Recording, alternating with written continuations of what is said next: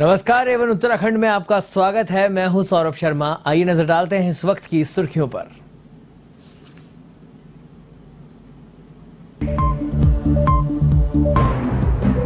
भाजपा मुख्यालय में हर घर तिरंगा अभियान को लेकर बैठक। सीएम धामी, राष्ट्रीय प्रवक्ता संबित पात्रा रहे मौजूद। पूरे प्रदेश में 9 अगस्त से 15 अगस्त तक चलेगा अभियान।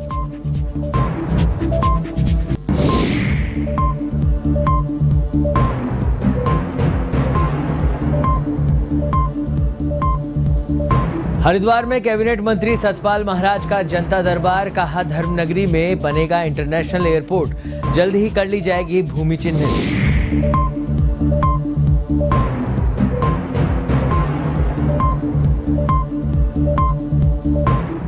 उत्तराखंड अधीनस्थ सेवा चयन आयोग पेपर लीक मामला। नैनीताल के सीजेएम कोर्ट में कनिष्ठ सहायक गिरफ्तार, तो अब तक 12 लोगों की हो चुकी गिरफ्तारी।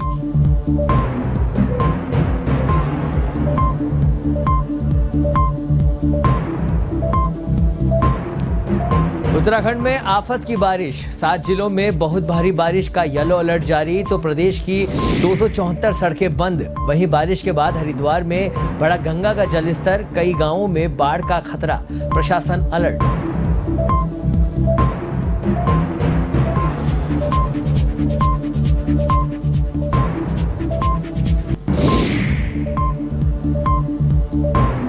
श्रावण का आज तीसरा सोमवार। बम बम भोले के नारों से गूंज रहे देवनगरी के शिवालय। भक्त कर रहे भगवान शिव की आराधना। शिवलिंग का किया जा रहा अभिषेक।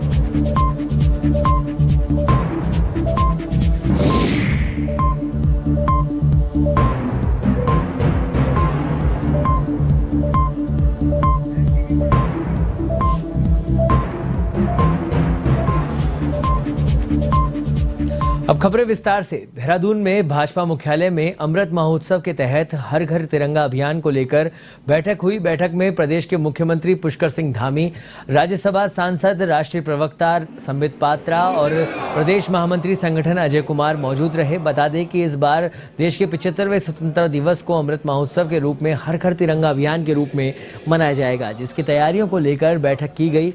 यह अभियान राष्ट्रीय स्तर पर 13 अगस्त से 15 अगस्त तक चलेगा, जिसके चलते प्रदेश में 230 मीटर लंबे तिरंगे झंडे के साथ यात्रा निकाली जाएगी। वहीं उत्तराखंड प्रदेश में भाजपा ने 12 लाख झंडे बनवाए हैं।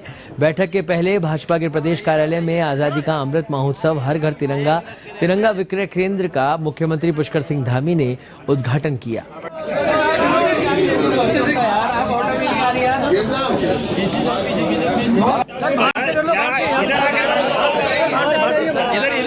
और जिलों के सभी का अमृत महोत्सव मनाया जा रहा है और आज़ादी के अमृत महोत्सव में हम लोगों ने लक्ष्य लिया है कि उत्तराखंड के 20 लाख परिवारों तक 20 लाख परिवारों में घर घर तिरंगा, ऐसा करके अभियान, हर घर में तिरंगा लगाने का अभियान लिया है। उसके तहत आज हमारे जहां सरकार में एक तरफ तैयारी चल रही है, वहीं संगठन के स्तर पर प्रत्येक जिले में और नीचे तक बूथों तक की सारी योजना बन रही है। उसी योजना के तहत आज हमारी बैठक है और इससे पहले भी हम लोग आज 2 बैठकें कर चुके हैं, जिसमें हमने स्कूल के सभी यहाँ के संचालकों को, प्रबुद्ध वर्ग के लोगों को, विभिन्न क्षेत्रों में काम करने वाले जो विशिष्ट महानुभाव हैं, उन सभी के साथ अभी हम लोगों ने बैठक की है और सभी से आह्वान किया कि जो हमारे आज़ादी का अमृत महोत्सव है और आज़ादी का अमृत काल जो 15 अगस्त 2022 के बाद प्रारंभ होगा, उसमें हमारे नौनिहाल बच्चे वो उन सबको इस कार्यक्रम से जोड़ना है, तिरंगा अभियान से जोड़ना है। हरिद्वार में इंटरनेशनल एयरपोर्ट बनाए जाने के मामले में कैबिनेट मंत्री सतपाल महाराज ने एक बार फिर जल्दी ही भूमि चिन्हित कर लेने की बात कही है। हरिद्वार के प्रेमनगर आश्रम में जनता दरबार के बाद मीडिया से बात करते हुए सतपाल महाराज ने कहा कि हरिद्वार जिले में इंटरनेशनल एयरपोर्ट बनाने के लिए प्रक्रिया चल रही है और प्रदेश के राज्यपाल भी योजना में काफ़ी रुचि ले रहे हैं। जल्द ही इस मामले में बैठक होगी और ज़मीन का चयन भी कर लिया जाएगा। ठीक है, लिख के दीजिए। अमरीश कुमार।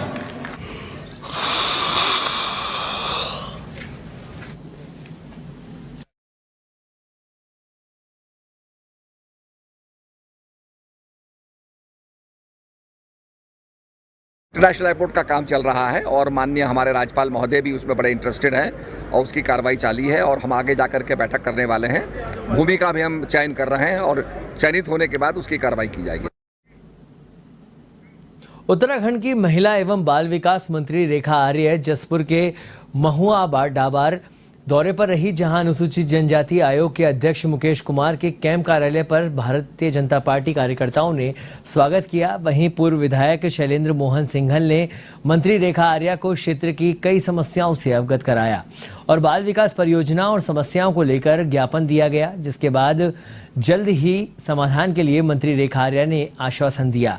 साथ ही जसपुर क्षेत्र में पिछले काफी लंबे समय से अधर में पड़े स्टेडियम का मंत्री रेखा आर्य ने निरीक्षण कर जल्द ही स्टेडियम का काम पूरा कराने का आश्वासन दिया। मैं आपका हार्दिक अभिनंदन करता हूं, स्वागत करता हूं। सरकार महिलाओं के लिए हो, कन्याओं के लिए हो और बालकों के लिए हो, सभी के लिए बहुत गंभीर है, क्योंकि हमारी सरकार महिलाओं के आशीर्वाद से बनी है। निश्चित रूप से सरकार अपने पूरे कार्यकाल में महिलाओं को केंद्रित रखते हुए अपनी योजनाओं का निर्माण करेंगे। हाल ही में हम लोगों ने जिस प्रकार से चुनाव के दौरान में एक वादा किया था कि हम महिलाओं को 3 मुफ्त गैस सिलेंडर रिफ़िल करा कर देंगे साल में, तो उसका वादा भी हम लोगों ने पूरा किया है और महिलाओं को रसोई में महंगाई से कुछ हद तक राहत भी दिलाई है। इसी प्रकार से आने वाले समय में बच्चों को खेल में प्रोत्साहित करने के लिए हम 29 अगस्त को जिस दिन खेल दिवस होता है, उस दिन हम लोग मुख्यमंत्री खिलाड़ी उद्यमान योजना, जिसमें कि खिलाड़ियों को जो कि 8 वर्ष से लेकर 14 वर्ष तक के हमारे बच्चे होंगे, उनको खेल स्कॉलरशिप से जोड़ रहे हैं। हल्द्वानी के स्वराज आश्रम में कांग्रेस द्वारा भारत जोड़ो तिरंगा यात्रा की समीक्षा हुई। कार्यक्रम में प्रदेश अध्यक्ष करण माहरा और नेता प्रतिपक्ष यशपाल आर्य सहित कार्यकारी अध्यक्ष रणजीत रावत और भुवन कापड़ी मौजूद रहे। इस दौरान प्रदेश अध्यक्ष करण माहरा ने कहा कि 9 अगस्त से पूरे प्रदेश में कांग्रेस कार्यकर्ता प्रत्येक जिले में 75 किलोमीटर पदयात्रा करेंगे। साथ ही लोगों को कांग्रेस के आज़ादी के इतिहास और वर्तमान समय में महंगाई, भ्रष्टाचार और भर्तियों में घोटाले को लेकर जनता को जानकारी दी जाएगी।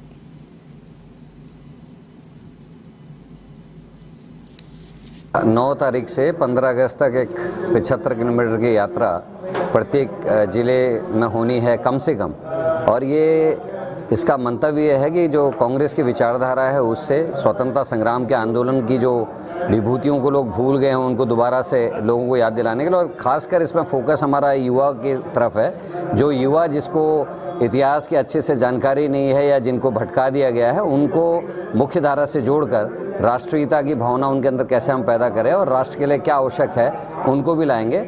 और इस यात्रा का एक उद्देश्य ये भी है कि जो दिक्कतें इस समय वर्तमान में है, चाहे बेरोजगारी की है, चाहे भ्रष्टाचार की है, चाहे वो जो चीज़ें इस समय राष्ट्र को पीछे ले जा रही है, उन सब चीज़ों के लिए युवाओं को अवेयर कराने का काम कांग्रेस के साथी इसमें करेंगे। देखिए, आज़ादी की 75वीं वर्षगांठ का ये वर्ष है और जो पूरे देश में हर जनपद में हर ब्लॉक स्तर पर मनाने की कांग्रेस की योजना है और इसी की तैयारी के लिए बैठक आहूत की गई है। और कांग्रेस ने ये तय किया है कि हमारी हर जनपद में 75 किलोमीटर यात्रा चलेगी। 75 किलोमीटर जनपद का मतलब है कि उन्होंने इकाई ब्लॉक को माना है। हर ब्लॉक वाले भी अपने ब्लॉक में 75 किलोमीटर घूमेंगे और जनपद में आएंगे 15 तारीख को, और सारे लोग जनपद में इकट्ठा होंगे और जनपद में बहुत धूमधाम से उस कार्यक्रम को मनाया जाएगा। ये भारत जोड़ो एक विचारधारा है और कांग्रेस की विचारधारा है जो सर्वधर्म समभाव है, जो भारतीय जो हमारी संस्कृति है, धर्म, मजहब, जाति, बिरादरी, समुदाय, संप्रदाय का एक हमारा एक गुलदस्ता है। आज उसको सजोकर रखने की आवश्यकता है, उसको संवारने की आवश्यकता है। देश से बांटने की कोशिश हो रही है, इससे सांप्रदायिकतावादी ताकतें सिर उठा रही हैं, जिससे डर और भय का माहौल है। और हमारी नेता श्रीमती सोनिया गांधी जी ने जिस तरह से 9 अगस्त 1942 को राष्ट्रपिता महात्मा गांधी जी ने एक नारा दिया था, अंग्रेजों भारत छोड़ो। आज हमारी नेता श्रीमती सोनिया गांधी जी ने एक संकल्प के साथ पूरे देश भर में भारत जोड़ो यात्रा की चिंतित शिविर में निर्देश दिए हैं। हरिद्वार में 7 अगस्त को आने वाला मुल्तान ज्योत महोत्सव इस बार धूमधाम से मनाया जाएगा। 2 साल से कोरोना के कारण ये महोत्सव सांकेतिक रूप से मनाया जा रहा था। आपको बता दें कि देश में शांति और समृद्धि के उद्देश्य को लेकर साल 1911 में पाकिस्तान के मुल्तान से इस महोत्सव की शुरुआत हुई थी। तब से लेकर आज तक ये महोत्सव ऐसे ही धूमधाम के साथ मनाया जा रहा है। वहीं अखिल भारतीय मुल्तान युवा संगठन से जुड़े पदाधिकारियों ने बताया कि इस बार मुल्तान ज्योत महोत्सव में आज़ादी के 75वें अमृत महोत्सव की झलक नजर आएगी और आगामी 7 अगस्त को हरिद्वार में भव्य शोभा यात्रा निकाली जाएगी।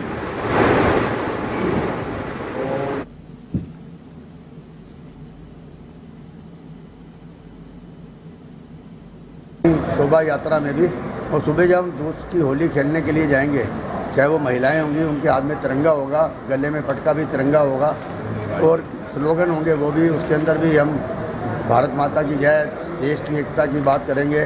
तो गंगा मैया की जय तो करेंगे, हर हर गंगे भी करेंगे, साथ में वंदे मातरम और गंगा मैया का गुणगान करते हुए देशभक्ति का भी एक संकेत मैसेज हम देने की कोशिश करेंगे। ताकि ये 112 साल पहले पाकिस्तान में एक था मुल्तान, उस मुल्तान से भगत रूपचंद जी पैदल चलकर आए थे देश की एकता और अखंडता के लिए, और साथ में उन्होंने अपनी मनोकामना रखी थी कि मेरे घर में औलाद नहीं हो रही, औलाद होनी चाहिए। तो वो एक मन में जब आ जाती है बात, तो उन्होंने पैदल चलकर हर की पौड़ी पे उस जोत को प्रवाहित किया और उसी समय से ये जो है एक परंपरा बन। उत्तराखंड में सरकार द्वारा सिंगल यूज प्लास्टिक पर लगाए गए प्रतिबंध के बाद अब रामनगर में अभी भी प्रतिबंधित प्लास्टिक सामग्री का उपयोग किया जा रहा है। कुछ स्थानों पर खुलेआम ये उपयोग हो रहा है। वहीं हालांकि स्थानीय प्रशासन और नगर पालिका ने कई स्थानों से प्रतिबंधित सिंगल यूज प्लास्टिक की सामग्री को जब्त किया है, लेकिन कार्रवाई के बाद भी कई स्थानों पर खौफ देखने को नहीं मिल रहा है। आपको बता दें कि लखनपुर के आस्थान मॉल, बालाजी और ऐसी कई दुकानों पर प्रशासन ने छापेमारी की कार्रवाई की है। भारी मात्रा में प्रतिबंधित सिंगल यूज प्लास्टिक का सामान भी जब्त किया है। विपिन चंद पंत तहसीलदार ने कहा है कि अभियान लगातार जारी रहेगा। उन्होंने जनता और दुकानदारों से प्रतिबंधित प्लास्टिक की सामग्री को प्रयोग न करने की अपील की है।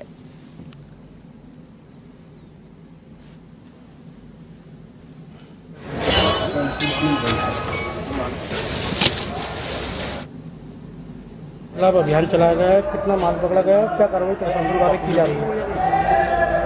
यहाँ प्रतिबंधित प्लास्टिक के खिलाफ लगातार ही हम लोग अभियान चला रहे हैं। कल भी हम लोगों ने अभियान चलाया था और जो उल्लंघन करता है उनके ऊपर जुर्माना डाला था। यहाँ भी आज हम यहाँ आस्थान मॉल में आए हुए हैं, यहाँ पर जो है ये P Balaji ropes and crockery store पे जो प्रतिबंधित प्लास्टिक, जो बैंड प्लास्टिक है वो प्राप्त हुआ है और उसका भी मूल्यांकन किया जा रहा है और नगर पालिका द्वारा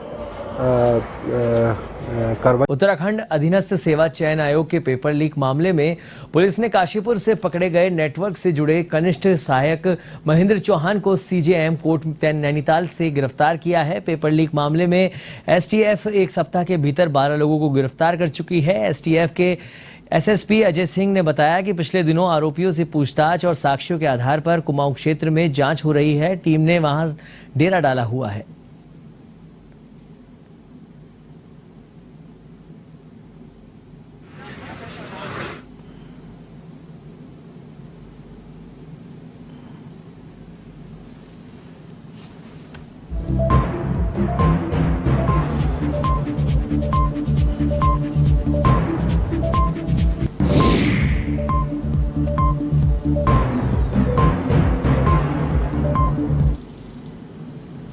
खटीमा में सूदखोरी से तंग प्रताड़ित व मजबूर होकर अकील अहमद के द्वारा आत्महत्या करने के मामले में पुलिस ने खुलासा किया।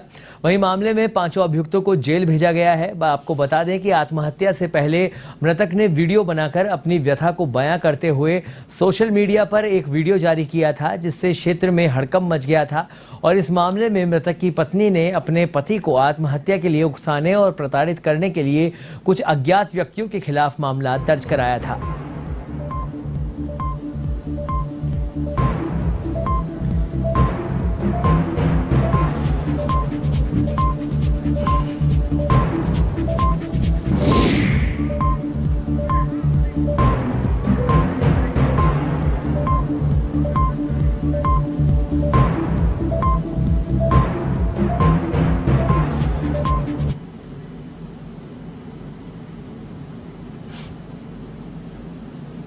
यहाँ पर 4/7/2022 को 4 जुलाई 2022 को हुई थी। जो अकील अहमद था उसने ब्याजियों से परेशान होकर के फांसी लगा करके अपनी आत्महत्या की थी।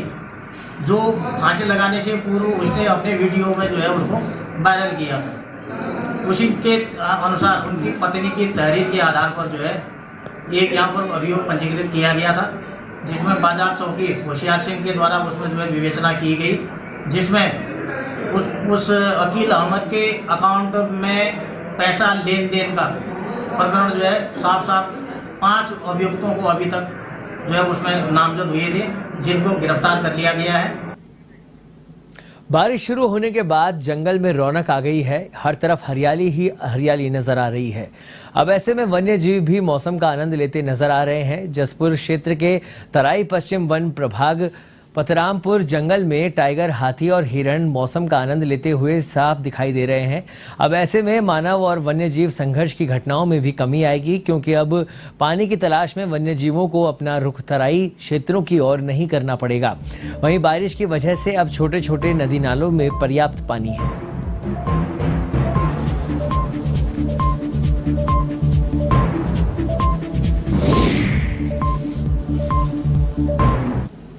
में हमारा मानसून सीजन प्रारंभ हुआ है। मानसून सीजन में जो है बारिश के कारण घास जो है बड़ी बड़ी हो जाती हैं, जिससे जो लेपर्ड है, टाइगर है या अन्य ऐसे जीव जंतु हैं जो कि मानव जीवन के लिए खतरा हो सकते हैं या जिनसे मानव वन्य जीव संघर्ष हो सकता है, उनके छुपने के लिए स्थान जो है मिल जाते हैं। इसलिए जो है कोई भी व्यक्ति एक तो जंगलों की ओर ना जाए ऐसे में, और सभी लोग ऐसे स्थानों पे जाना अवॉइड करें जहाँ बड़ी बड़ी घास है, जैसे नहर का किनारा है या कोई ऐसा स्थान है जो बहुत समय से बंद पड़ा है जहाँ बड़ी बड़ी घास उग गई है। ऐसे स्थानों पे मानव वन्य जीव संघर्ष की घटना होने की संभावना हो जाती है। और इसी के साथ साथ हमने इन मानव वन्य जीव संघर्ष की घटनाओं को मिटिगेशन करने के लिए जंगल में जो है बीट वाइज टीम गठित की है। हरिद्वार में चेतावनी स्तर पर पहुंची गंगा ने अब निचले इलाकों में कहर बरपाना शुरू कर दिया है। लश्कर के करीब आधा दर्जन गांव गंगा में बढ़े पानी की चपेट में आ गए हैं, जिसके चलते किसानों की हजारों बीघा कृषि भूमि डूब गई है।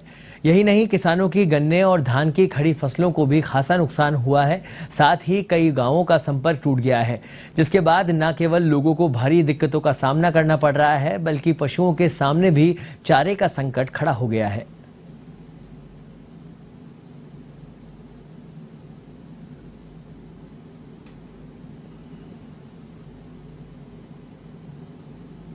ये समय हम लोगों के लिए बहुत चुनौती भरा रहता है। बरसात का माहौल, जब गंगा का पानी जो है बहुत सारे गांव में पहुंच जाता है। पीछे के समय में हमने काफ़ी कुछ काम भी किया है, और अभी मैंने जिलाधिकारी को कहा है कि जिन गांव में पानी भरा है वहाँ वो युद्ध स्तर पर अपनी पूरी टीम के साथ पूरा प्रशासन वहाँ कुछ लोग चले गए हैं। अभी युद्ध स्तर पर हम काम करना, राहत कार्यों को करना शुरू कर देंगे, लेकिन इसका स्थायी भी अलग से हम समाधान जरूर निकालेंगे। तौर पर वहाँ पर निवास कर रहे लोगों को अवगत करा दिया गया है कि वो सुरक्षित रहे, और अनाउंस भी हमारे द्वारा करा लिया गया है। अगर कोई ऐसी समस्या या कोई ऐसा खतरा बनता है तो तत्काल उन लोगों को शिफ्ट करने की कार्रवाई की जाएगी, जिसकी पूरी व्यवस्था तैयारियां हमारे द्वारा की गई। SDRF को जो संवेदनशील क्षेत्र थे उनको दिखाया गया है, और जो बाढ़ चौकियां हैं वो 4 ही है। बाढ़ चौकियां प्रॉपर काम कर रहे हैं। वहाँ पे टोल फ्री नंबर हमने रखा हुआ है। पहाड़ों की रानी मसूरी और आसपास के क्षेत्र में विगत 3 दिनों से हो रही मूसलाधार बारिश से जनजीवन अस्त व्यस्त हो गया है। जहां भारी बारिश से मसूरी व आसपास की सड़कें क्षतिग्रस्त हुई है, वहीं जगह जगह पर भूस्खलन हो रहा है, जिससे मार्ग अवरुद्ध हो रहे हैं। साथ ही दुर्घटना का भी खतरा बना हुआ है। भारी बारिश होने से विश्व विख्यात पर्यटक स्थल केम्प्टी फॉल का जल स्तर बढ़ गया है, जिससे केम्प्टी फॉल ने रौद्र रूप धारण कर लिया है, जिससे स्थानीय दुकानदारों ने अपनी दुकानों को बंद कर दिया है। साथ ही एहतियात के तौर पर प्रशासन द्वारा उसके आसपास के स्थानों को खाली करवा दिया गया है।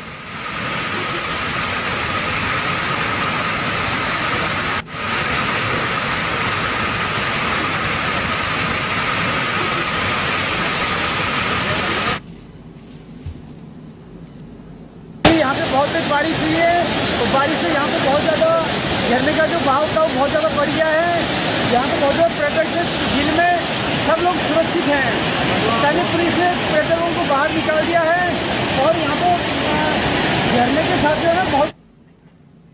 इस बुलेटिन में फिलहाल इतना ही। देश और दुनिया की तमाम खबरों के लिए आप देखते रहिए इवन टीवी। नमस्कार।